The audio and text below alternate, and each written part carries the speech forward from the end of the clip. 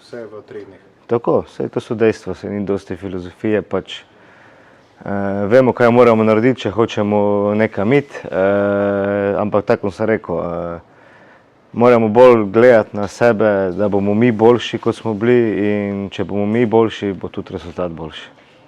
V Prištini bo pekel, imate v sebi to, da lahko celo tako vzdušje, ki je proti vam nastrojeno, v vas prebudi kaj boljšega celo?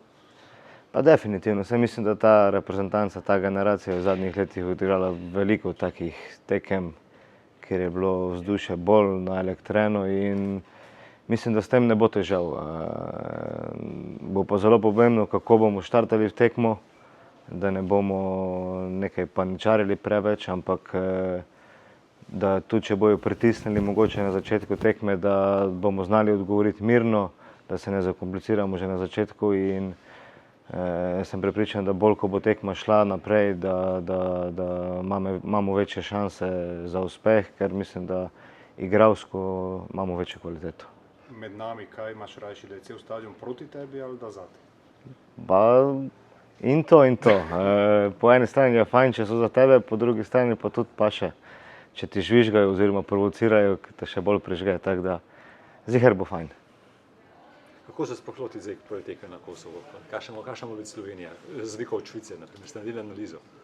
Naredili smo seveda, tudi zdaj smo imeli še pred treningom analizo Kosova, ampak tako sem rekel prej, moramo mi biti boljši, mora biti večja želja, večja energija, ker tam smo zdaj zgledali nekam prazni, brez volje in to se ne sme ponoviti, ker samo tako lahko naredimo uspeh, ker ko smo vsi skoncentrirani in napaljeni, pol smo res dobri. Žal 2 tekmi, ki so verjetno zdaj ključne za slovenske ambicije v nadaljevanju kvalifikacij. Kako jih ti doživljaš?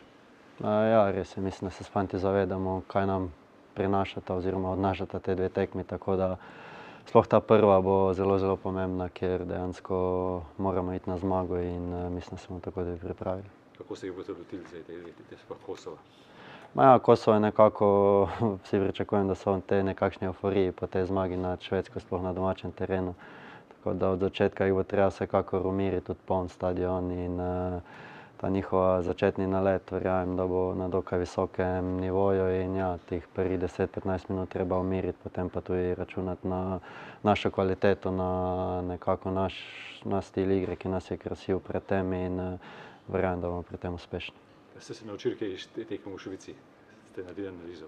Smo naredili analizo in vemo, bom rekel, kje smo bili slabi, da ni bila to tista Slovenija, ki je bila, kakšna podoba je bila pred tem, da smo bili enostavno predaleč, enostavno smo jih pustili igrati in ko ne dobivamo teh duelov drugih žog, bom rekel, nimamo kaj iskati proti takšni reprezentanci. Poln stadion v Prištini razprodan, kaj to pomeni za vas?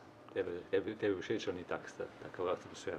Pa ja, vsekakor je boljše igrati, ko je stadion poln, ko je atmosfera, ampak nekako tudi sam, ko se začne tekma, to odmisliš, si skoncentriran na to, kaj se dogaja na igrišču in ja, že komaj čakam. Žal imamo tudi reprezentanci, nekdanje igralce Maribora, nekdanjega kakšnega igralca Olimpije. Jim daš kaj vedeti, kakšne so trenutno razmere moči v slovenski ligi? Pa ja, mislim, da je kar dosti govora zdaj sploh o tem Celju oziroma kaj se dogaja v letošnji sezoni. Ja, res je biti, bom rekel, lepo član Celja, ker dejansko nam uspejo vse, kar si zamislimo. Ampak ja, to je nogomet, vemo, da treba iz dneva v dan dokazovati ponovno vse to in ja, sedaj je, bom rekel, čas za reprezentanco, da se odmisli ta malo klubski nogomet in da probamo vse narediti, da ostanemo v igri za to svetovno prvenstvo.